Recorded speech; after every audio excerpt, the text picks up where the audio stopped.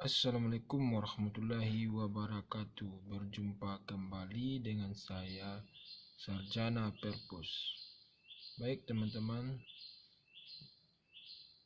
jika teman-teman baru mampir di channel ini atau baru tahu di channel ini, silahkan tinggalkan subscribe-nya. Jangan lupa aktifkan belnya. Jika saya mengupdate video terbaru, teman-teman tidak ketinggalan informasi mengenai ilmu-ilmu perpustakaan yang saya bahas di channel saya ini, teman-teman. Baik teman-teman, tanpa berlama-lama kita masuk ke pembahasannya. Pembahasan kita kali ini yaitu penghapusan buku perpustakaan sekolah. Bersama saya Adi Indra Esum Pustakawan Sekolah. Baik teman-teman, mungkin teman-teman pustakawan atau yang bekerja di perpustakaan mengenai penghapusan buku mungkin tidak asing lagi dengan kata tersebut teman-teman. Namun kita perlu prosedur-prosedur yang dilakukan dalam penghapusan buku. Yang pertama, sebelum kita melakukan penghapusan buku, kita harus tahu alasannya mengapa buku dilakukan penghapusan. Saya merangkum beberapa alasan dalam penghapusan buku ini, teman-teman. Yang pertama, buku tersebut tidak lagi digunakan oleh pemustaka. Dalam konteks pemustaka kali ini itu guru dan siswa, teman-teman, ataupun pegawai. Jadi maksudnya sini, ketika kita mencek buku di buku peminjaman, buku tersebut tidak ada lagi dipinjam. Kemudian kita melakukan penyampaian kepada guru yang bersangkutan apakah buku ini digunakan lagi atau buku ini tidak tahu dengan keberadaannya di perpustakaan. Nah, kita sampai seperti itu teman, agar guru-guru tersebut tahu bahwasannya buku ini ada atau buku ini sudah tidak dipakai oleh pemustaka atau guru-guru dan siswanya. Kita lapor seperti itu teman-teman. Yang kedua, tidak sesuai dengan kurikulum. Jadi maksudnya di sini, ketika pembelian buku sebelumnya kurikulum, misalkan kita menggunakan kurikulum KTSP. Sebelumnya KTSP, kemudian perpindahan kurikulum ke 13. Kemudian perpindahan lagi ke sekolah penggerak. Jadi buku dari KTSP atau buku dari kurikulum 13 bisa kita hapuskan dengan satu syarat, buku yang dari kurikulum baru atau sudah sesuai atau sudah lengkap untuk siswa dan gurunya. Jadi bisa kita hapuskan kurikulum sebelumnya dari pembelian buku-buku kurikulum sebelumnya. Kemudian langkah selanjutnya itu langkah yang ketiga, telah ada revisi terbaru. Maksudnya di sini, ketika kita membeli buku yang sama, misalkan judulnya buku sosiologi dengan dibeli di tahun 2017. Kemudian ada revisinya, buku dengan buku sama ada di revisi tahun 2021. Maka tahun 2017 bisa kita hapuskan. Dengan satu syarat, buku yang di tahun 2001 buku yang sama sudah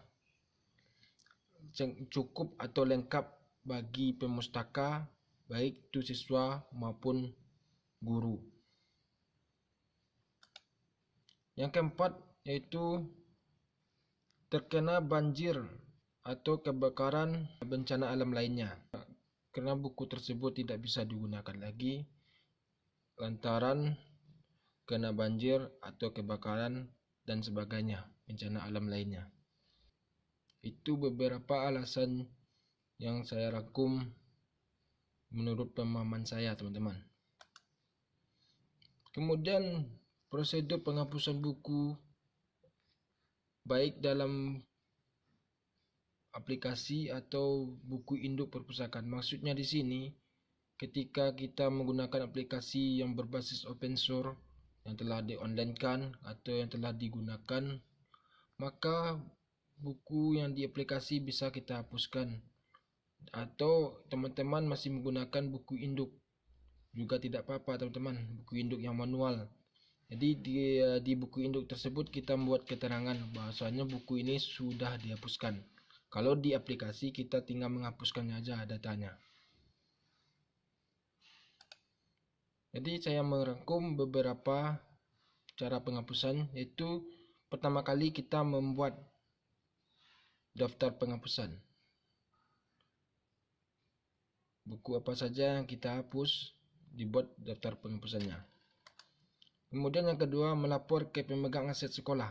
Jadi gunanya untuk apa? Ketika kita membuat penghapusan, kita harus sinkron dengan aset sekolahnya teman-teman, sebagai pemegang aset, agar bisa ditindaklanjuti untuk dihapuskan di sistem pemegang aset sekolah.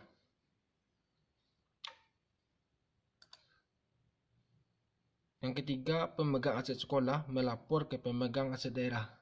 Gunanya untuk ditindaklanjuti untuk mengeluarkan SK-nya teman-teman.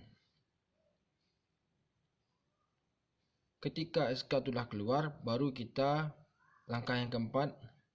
Nah ini ya teman-teman, langkah keempat, pemegang aset daerah mengeluarkan SK pemusnahan. Nah, SK inilah yang kita gunakan ketika yang tahap kelimanya pemegang aset daerah turun ke lapangan untuk dilakukan pemusnahan ini teman.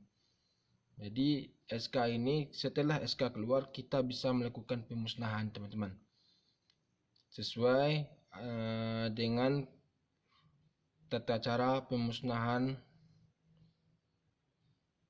barang aset negara ini teman-teman. Jadi setelah selesai semuanya prosedur yang dijalani, baru bisa kita musnahkan teman-teman. Jadi inilah cara-cara dalam penghapusan atau prosedur dalam penghapusan buku perpustakaan teman-teman.